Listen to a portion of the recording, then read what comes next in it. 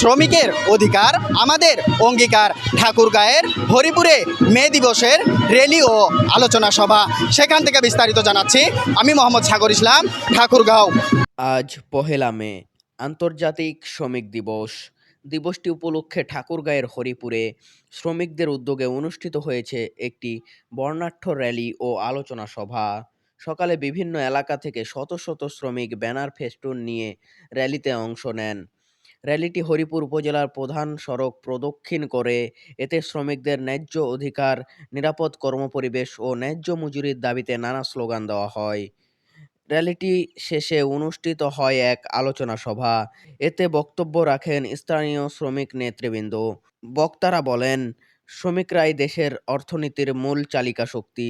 তাদের অধিকার নিশ্চিত করা এবং কর্মক্ষেত্রে নিরাপত্তা প্রদান করা এখন সময়ের দাবি। বক্তারা আরও বলেন, শ্রমিকদের জীবনমান উন্নয়নে সরকার ও সংশ্লিষ্ট সকলকে একসাথে কাজ করতে হবে। সেই সঙ্গে শ্রমিকদের প্রতি সম্মান ও মর্যাদা নিশ্চিত করার আহ্বান জানান তারা। উপস্থিত শ্রমিকরা এ সময় তাদের দাবি বাস্তবায়নের প্রত্যাশা ব্যক্ত করেন। ১লা মের এই আয়োজন শ্রমিকদের অধিকার আদায়ে নতুন প্রেরণা যোগাবে বলে মনে করেন সংশ্লিষ্টরা।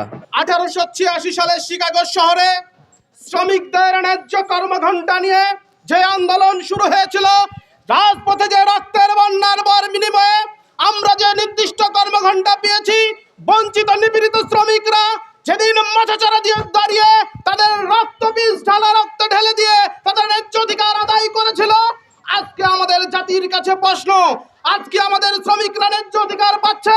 আজকে কি আমাদের শ্রমিকরা আত্মমর্যাদা নিয়ে চলতে পারছে? আজকে শ্রমিকরা কি তাদের ন্যায্য পাওনা মালিকের কাছে বুঝে পাচ্ছে? এতগুলো প্রশ্নের উত্তর যদি না হয়, শ্রমিকদের সন্তানদেরও ডাক্তার ইঞ্জিনিয়ার হওয়ার ইচ্ছা আছে, শ্রমিকদের সন্তানেরও এমপি মন্ত্রী প্রধানমন্ত্রী হওয়ার অধিকার আছে। আজকে আমাদের এখানে একটি ব্যানার দেখা যাচ্ছে না, আপনারা দেখতে পাচ্ছেন আমাদের এখানে একটা ব্যানার আজকে নাই। সেই ব্যানারটা হচ্ছে আমাদের এখানে প্রশাসনের ব্যানার নাই। কেন নাই? এটা উত্তর আজকে দিতে হবে, দিতে হবে, দিতে হবে। প্রশাসন সহ সকল স্তরের মানুষ যখন শ্রমিককে অবজ্ঞা করে, আমি আপনাদের মাধ্যমে আজকের এই ১লা মে দিবসের মাধ্যমে বলতে চাই, আপনারা যারা হরিপুরের শ্রমিক নেতা রয়েছেন, ইওনো সাহেবকে গিয়ে বলবেন যে ইওনো সাহেব, আপনি যে বিল্ডিংয়ে বসেন, আপনি যে চেয়ারে বসেন, এই চেয়ার এবং বিল্ডিং এই শ্রমিকের তৈরি, কাজেই আমাদেরকে কোনো প্রকার অবজ্ঞা করবেন না। আসলেই মন থেকে বলতে গেলে আমরা কেউ ভালো নেই।